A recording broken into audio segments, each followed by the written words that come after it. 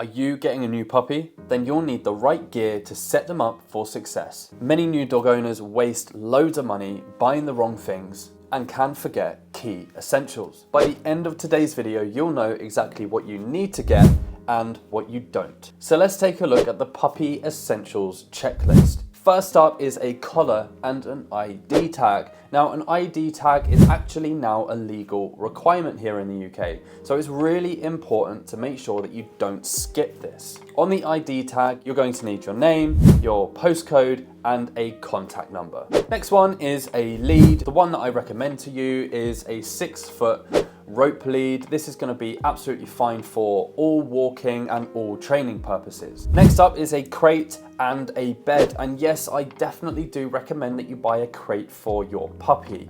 This isn't something that you're going to need to use forever, but it can be used as a really good training tool moving forward. As for the bed, I always recommend that you buy one of the plastic beds and pad it out with duvets. That's because puppies can have a lot of accidents, and with a plastic bed, they're really easy to clean and keep hygienic. A nice obvious one is the food and water bowl.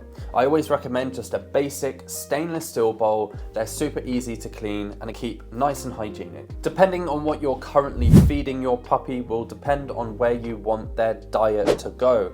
If you want to keep your dog eating kibble throughout its life, it's a nice idea just to look at the back of some of these bags, because a lot of the cheaper kibbles include so many different ingredients and bulking agents and low quality vitamin C, and the last thing you want is for your dog to be malnourished. So there's nothing wrong per se with feeding your dog kibble. It's just a nice idea to make sure that it's at least a high quality one with as little additional ingredients as possible. And while I'm here, I'd just like to remind you guys that there will be a link in the description box to this video where you can download your free ebook to help you get started with everything related to your puppy. Next up on the list are things for training and also just some playtime. It's nice to have a good selection of high quality chew toys to help with their teething and chewing habits. You'd much rather them chew a chew toy than your skirting boards or coffee table. This one isn't essential, but it can be a nice idea just to keep your puppy entertained, and you can buy some really interactive puzzle toys for dogs where you hide pieces of kibble in the puzzle and it's up to them to sniff it and find the piece of kibble. So it can be fun, it can wear them out a little bit, and it can just give them a little something to do maybe while you're on the phone or making dinner. Next up is an essential one, and that is puppy training pads for them to pee on.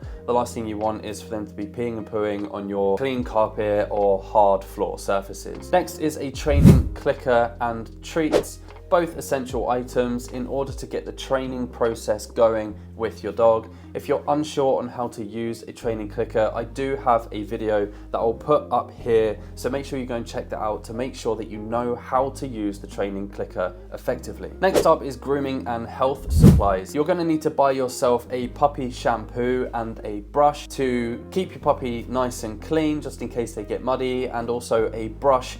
Whether or not your dog needs brushing, I would always recommend buying a brush just to get them familiar with being touched and petted, and sometimes a brush can be quite soothing for a puppy as well. It's also a nice idea to have nail clippers or a nail grinder in your inventory, because eventually you are going to need to clip the puppy's nails. And to finish up, I'm just going to give you 3 things that you definitely don't need. Make sure that you don't invest any of your money into cheap toys. These can break apart really easily and cause choking hazards for your puppy. Definitely don't buy a retractable lead for your puppy. At these early stages, it's really important just to keep your puppy close to you for all training moving forward. The last thing you want them to do is to be tied up to something and for them to think in their brain that they're free to run off, and then you hit that stop button on the lead and it either chokes them or wins them in the rib cage. And lastly, definitely don't invest your money in a poor quality food or treats. At the early stages of puppy life, they are sensitive to so many different things, so keep things really basic, and if you are going to buy treats, make sure they are of the highest quality. When it comes to food and treats, think of it this way. If you have to look at the list of ingredients, it's probably not the right product. The less ingredients in a dog food or dog treat, the better. So with the right supplies, you can guarantee that your puppy is going to be happy, healthy, and most importantly, kept safe. If you found this video helpful today, please don't forget to comment, like, and subscribe, and don't forget to check out the link in the description box where you can download my free ebook to help you get started with puppy training today.